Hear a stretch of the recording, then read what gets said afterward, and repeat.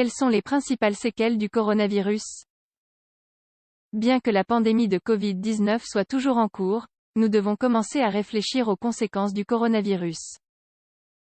Celles-ci se présentent physiquement et psychologiquement parmi les patients infectés et leurs proches. La pandémie de Covid-19 se poursuit, bien que certains pays lèvent déjà leurs restrictions parce qu'ils ont commencé à voir leur courbe d'infection baisser.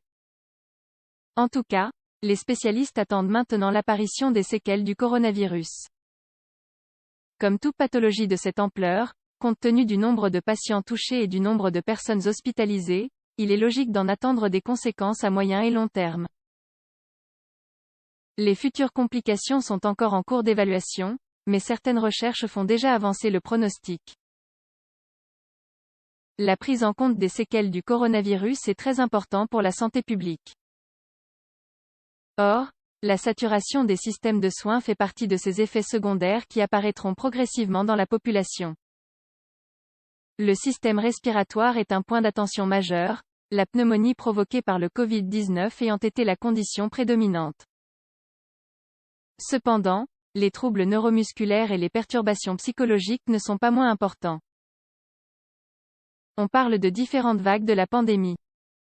Première vague, les contagions en tant que telles, qui ont conduit au confinement et à la quarantaine. Deuxième vague, celle des conséquences immédiates du Covid-19 sur les corps affectés. Troisième vague, les autres pathologies laissées sans surveillance par l'urgence. Quatrième vague, celle qui se traduira par un trouble du comportement dans la population. La fibrose pulmonaire due à un coronavirus. En raison de l'urgence de la situation, l'utilisation de respirateurs artificiels chez les patients graves atteints de Covid-19 a été excessive. En raison de cette surutilisation, ces dispositifs ont maintenant des séquelles. Ce n'est pas négligeable si l'on ajoute aux patients qui étaient en soins intensifs la complication de la fibrose pulmonaire. Cette affection pourrait diminuer leur capacité respiratoire pendant de nombreuses années.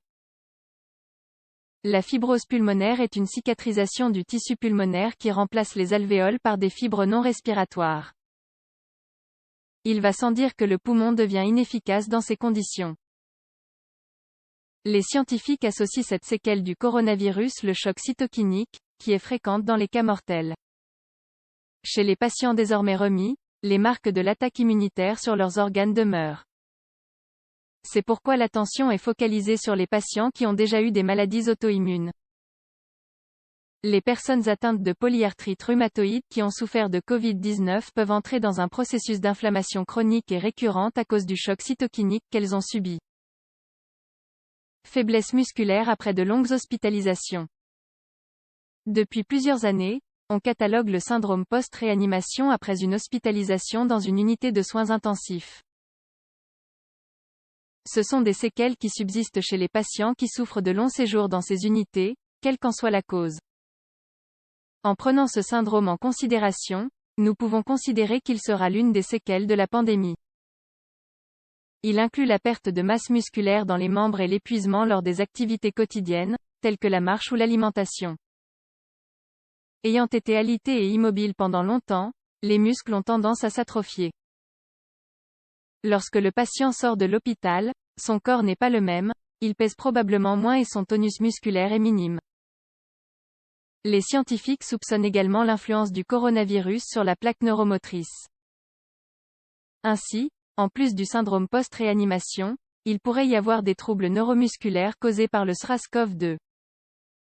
Les séquelles psychologiques du coronavirus.